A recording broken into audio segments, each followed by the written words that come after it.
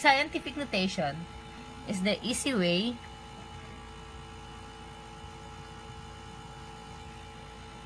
to handle a very large or very small number.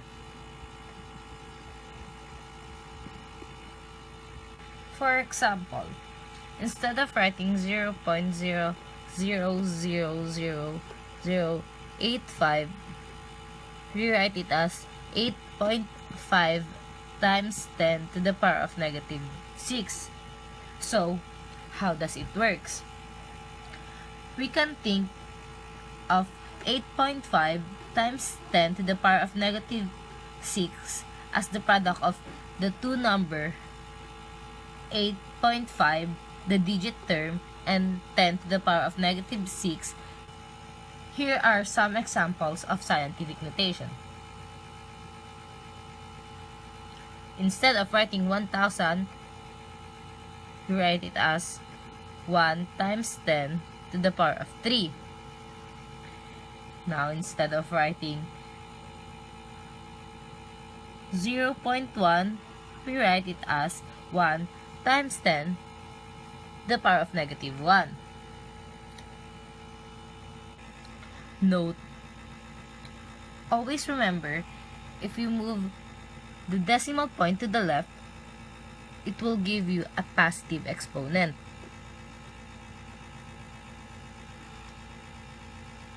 On the opposite of it, if we move the decimal point to the right, it will give you a negative exponent.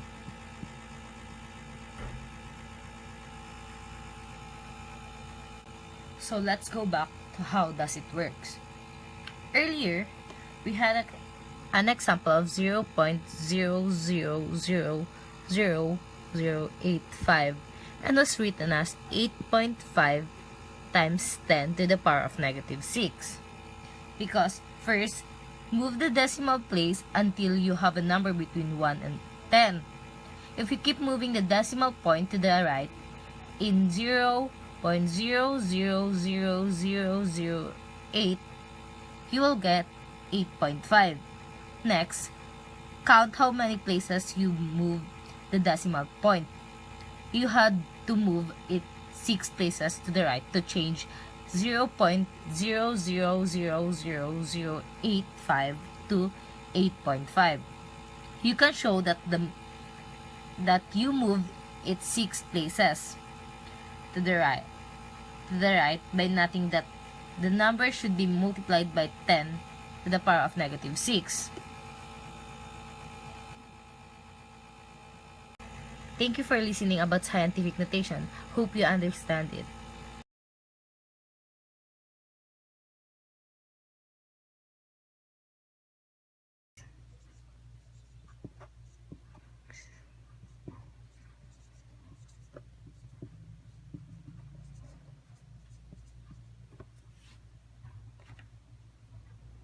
The term significant figures refers to the number of important single digits 0 through 9 inclusive in the coefficient of an expression in scientific notation.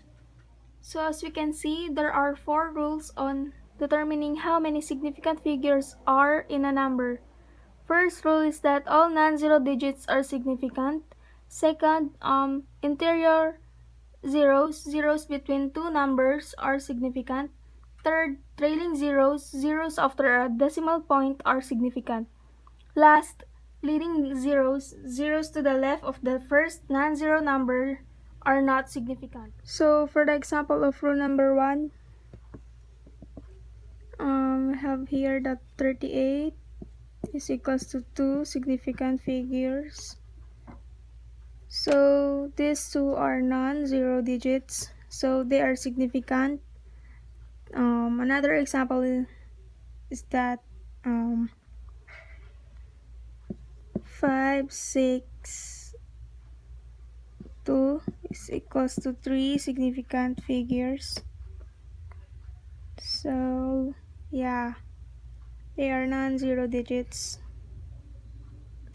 And last, another example is that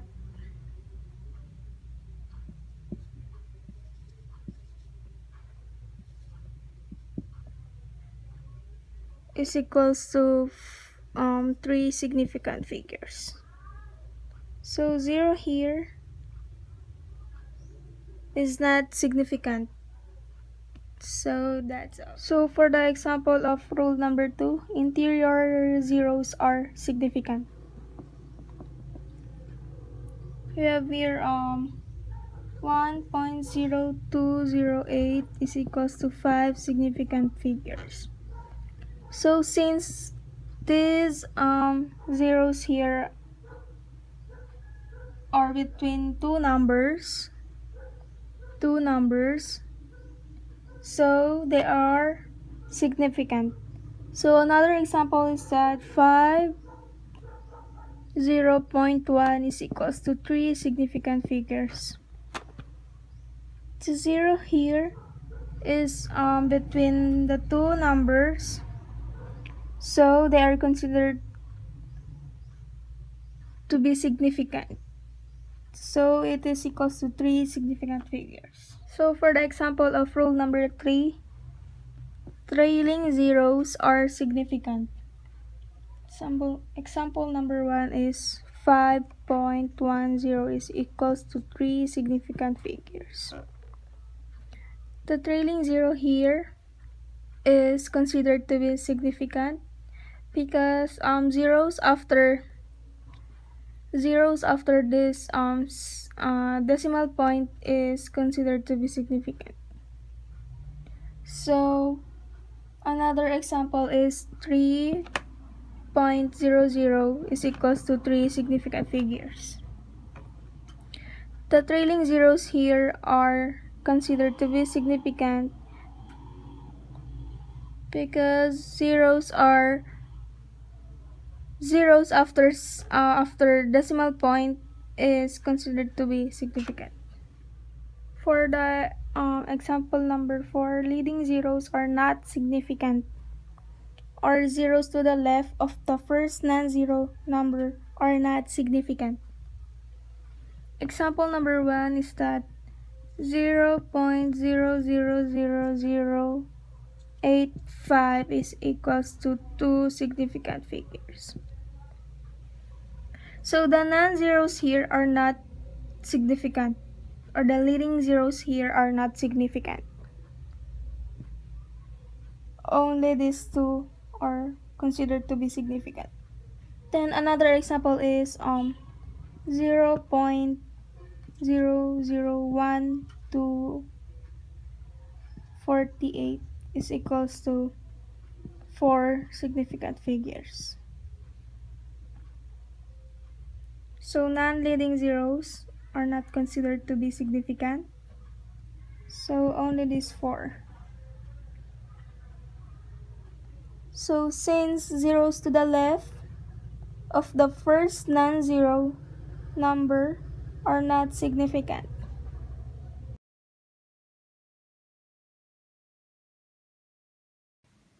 Now let's discuss measurements. So measurement is a quantitative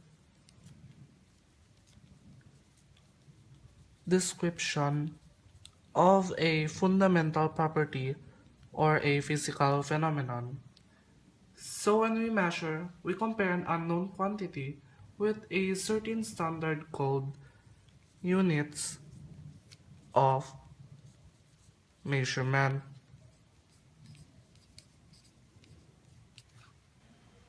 The use of standard units of measure can be traced back to ancient times. Ancient people used objects such as ropes, stones, sticks, and etc. They also created units based on the human body. This includes the arms, hands, feet, and etc. There are two systems under this: the metric system and the SI system, or International System of Measurements. So there are two standard units of measurement, the metric system and the SI system. The metric system is used for a more convenient and accurate standard unit of measurement. Its general units includes meter, kilogram, second, and etc. The modernized version of the metric system is called the International System of Measurements, or the SI system. The SI includes fundamental quantities and derived quantities which are described by base units and the derived units.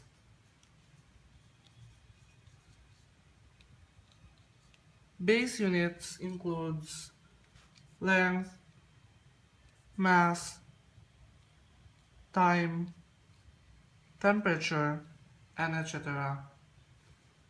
The derived units includes area, volume, density, speed, acceleration, weight, and etc.